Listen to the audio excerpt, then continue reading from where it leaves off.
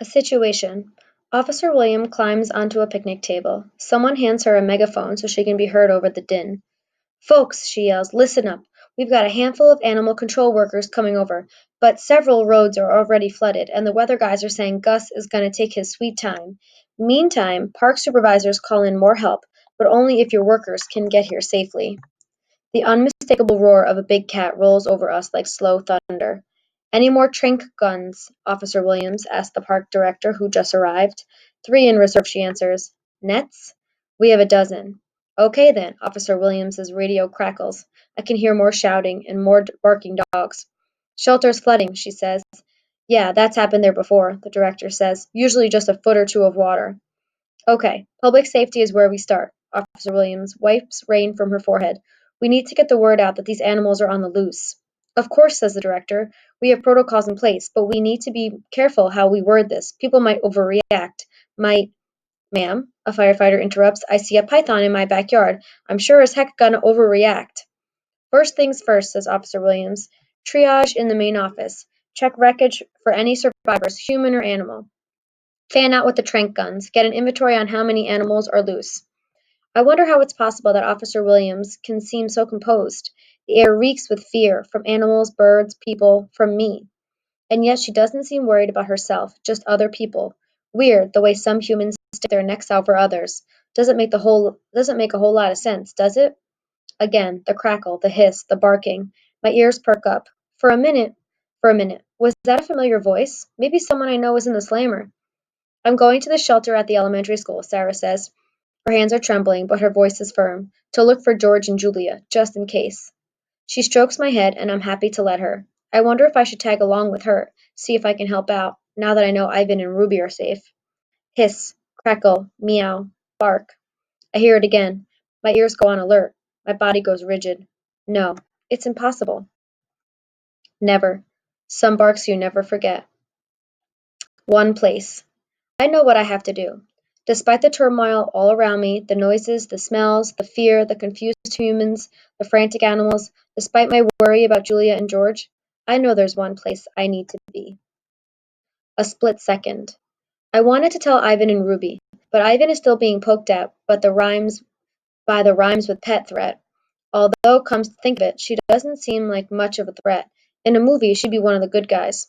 To my annoyance, Sarah picks me up. I hate being picked up, unless it's my idea, then it's totally cool. "Maya," she says, "you let me know. First sign of George and Julia, okay?" "Promise," says Maya, and she places her hand on Sarah's shoulder. Humans always with the touching, although I kind of get it, under the circumstances.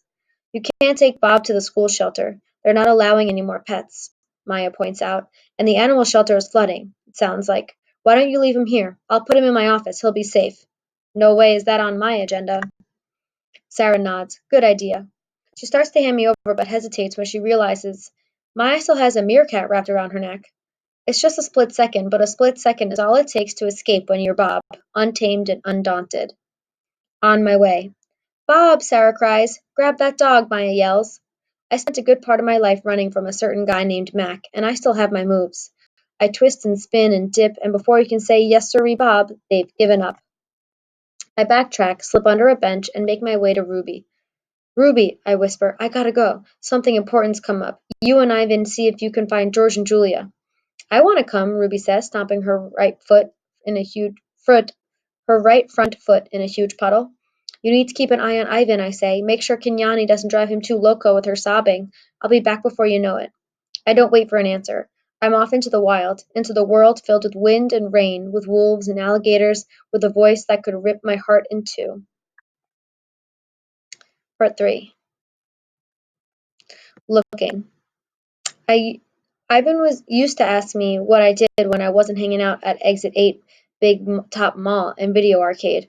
I wasn't like the rest of the animals, caged, trapped. I told him I was scrounging for food, and he never questioned it. When you think about it, though, where's a better place to find food than the floor of a mall at the end of the day? Yeah, I wasn't looking for food. I was looking for her, for Boss. What if? At first I didn't admit it to myself. You know how it is when you wish for something so bad you're afraid to say it out loud, 'cause what if it never happens? It was like that. I knew the odds were crazy long. I knew I was nuts. And yet, I went out, day after day. searching for her. 6. There had been 6 of us in the litter. So why was I only looking for her? Because it was her bark I'd heard. After the box landed, even after the truck roared past, I heard it. A whimper bark howl cry. Something I've never heard since. She survived, at least at first. I survived. The rest of them didn't. Relieved. And what did I do when I heard that bark? Did I run toward it? Did I try to find her? To save her? No, no. It was just a few weeks old. I was just a few weeks old. Helpless. Useless. The cries stopped almost as soon as they'd started, and you know what? Part of me was relieved. I didn't want to have to go back onto that highway. I couldn't bear wanting to rescue her and not knowing how. I didn't want to see her die, but mostly I was afraid. Coward. I was afraid. A coward. There's a certain freedom that comes with owning your faults. The wind. Every day I went looking for Boss, up and down that same barren stretch of highway. Sometimes I'd catch a hint of something hopeful on the air and think it was my sister's scent. I'd be certain of the breeze. I'd be certain the breeze had brought me her voice, like an invisible gift. The wind can really mess with your head. Enough. After a while, I stopped going to the highway, stopped looking. It was a relief to give up. I had enough to worry about. My paddles. As I run from the park, I keep hearing my sister's yelp in my head. Still, with every step, my doubts grow. Sometimes we hear what we want to hear. The animal shelter is close, just down the street, but there's nothing quick about the trip. Water rushes past like a raging river. The sun's been swallowed by black clouds. I pick my way through muddy front yards, avoiding the worst of the water. I ain't much of a swimmer. Doesn't come up in my line of work, though I do a passable dog paddle. The problem is my paddles. My paws are tiny, not much to work with when you're fighting a flood. I see a couple humans with flashlights carving tunnels in the sheeting rain, but mostly the street seems eerily abandoned, especially after the chaos of the park. The shelter is at the bottom of a slight hill. Rain's pooled outside the front door, despite a pile of sod and sandbags. A police car is out front, parked at an odd angle. I find some footing on a large rock near the door. Takes me 3 slippery tries, but I manage to leap onto the topmost sandbag. I bark with all I've got, but I might as well be voiceless between the wind and the rain and the howling animals begging for escape. Inside. I pause to listen. I hear humans shouting, and I can make out what sounds like police radio chatter. No, I don't hear Boss. I'm right here, right at the source. Nothing. It wasn't her bark I heard. She's dead, and I'm crazy, and hearing things, and drenched, and shivering, and where is Julia? Where is George? Hey, little guy. The door eases open, just a crack. Every bone in my body, every small part of my doggy brain says run. There's an animal shelter, a flooding one, apparently. This is an animal shelter, a flooding one, apparently. My sister isn't here, and I still have to find George and Julia. The door moves. Swoop.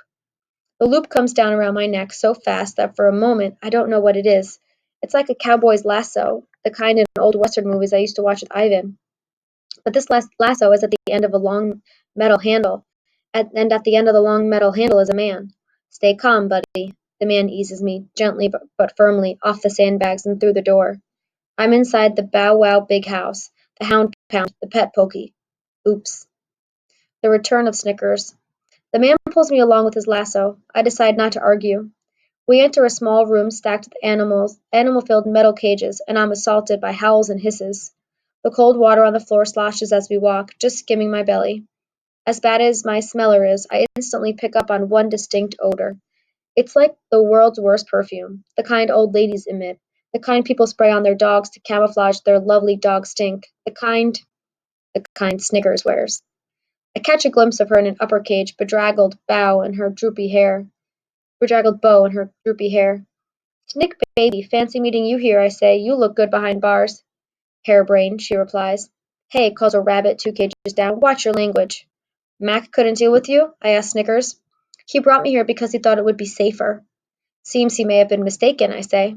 Carefully grabbing my scruff, Cowboy lifts me up into an upper cage.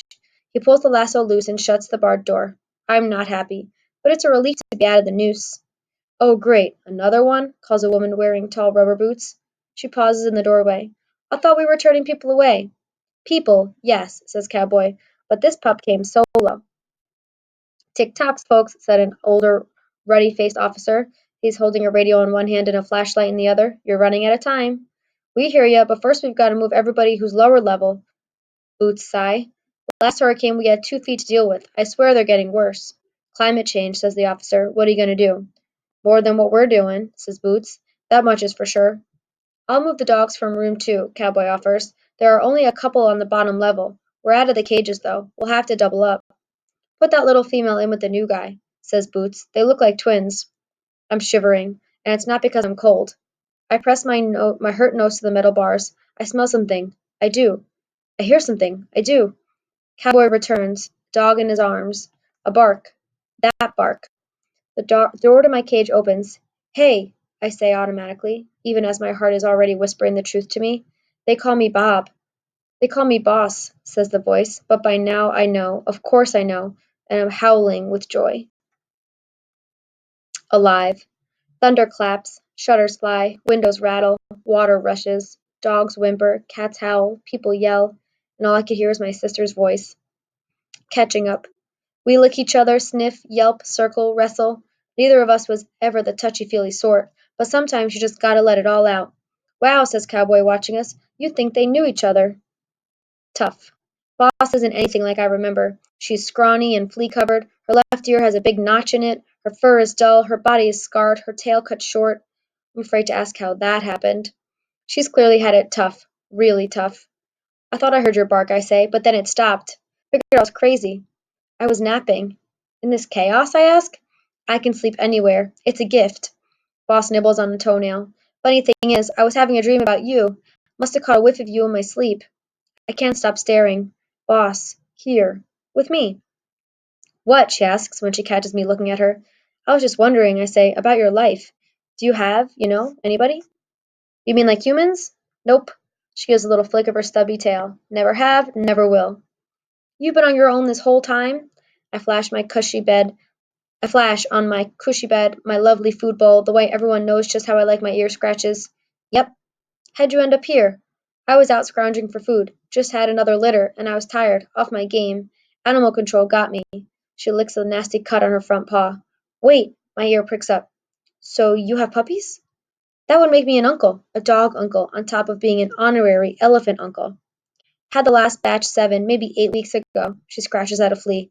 Last batch, I repeat. You mean you've had others? Yep. What happened to them? Dunno. It's not like they come home for the holidays, Bob. Boss lies down on the cold towel lining our cage. Or should I call you Rowdy? She considers. Nope. No, I like the sound of Bob. Me too. Anyway, Boss says, mostly they're dead, I'd guess. You never know, though. Maybe a few got rescued. She's so matter of fact, so resigned. This last litter, well, I thought I was onto something. Found this little car, those ones that look like a big old bug, abandoned, right down by the creek, near that bridge, easy access through a hole in the floorboard. Blanket in the back seat, she pauses, all the amenities. How many puppies, I ask? 3, but only one survived, a male. The other 2 were pretty sickly and, well, you know. Something crashes into the front office. Sounds like a window has broken. We gotta get out of here, an orange-striped cat howls, throws himself against the front of his cage, then pokes out his paw, grabbing for the latch. I'm too young to die. When they caught me, Boss continues, ignoring the cat, I barked for the puppy to sit tight and wait. Told him I'd be right back, she sighs. Nice. Last thing he'll ever hear was a lie. What's his name? The puppy. She looks at me like I had asked her if she'd ever been to the moon. I don't name them, Bob. It just makes it harder. Below us, the water slowly rising, filling the empty lower cages. We watch the humans rush back and forth carrying buckets as if they can stem the tide. There's nothing to do, nothing to say, and nowhere to go. Not right. I stare at my sister and try to imagine all the pain she's endured. And here I thought I'd gotten the raw deal. To lose your pups, to wander alone, to struggle for every drop of water, every crumb of food. I mean, I experienced a little of that, but Ivan and Stella kept me going, and then Julia and her family. Why me? What's so special about me? Is it really I'm more resilient, that I've made my own luck, and I'm somehow better than Boss, more deserving? It's not right, I blurt. Not right you should have had it worse than me. Well, if you want to talk about not right, you and I both had a whole lot better than our siblings, Boss says. I will never forgive those people for what they did to us, I say through clenched jaws. Really? Boss seems surprised. If I held on that much anger, I'd never get out of bed. Not that I've ever had a real bed. She sniffs at the towel beneath her feet. This towel's kinda nice, actually. I look at her in disbelief. You're one of those dogs must forgive no matter what types? She almost looks amused. Well, it is kind of our thing, right? When someone does something hurtful, they have to admit it, I say. Then they have to be punished for it. And maybe then, if they apologize and change, maybe then they get forgiven. All I know is I've done lots of bad stuff in my life, Bob. I've had to forgive myself plenty, just, to get through the day. Boss gazes at me with her wise, weary eyes. And I figure if I'm going to forgive myself, I'd better be ready to cut everyone else some slack too.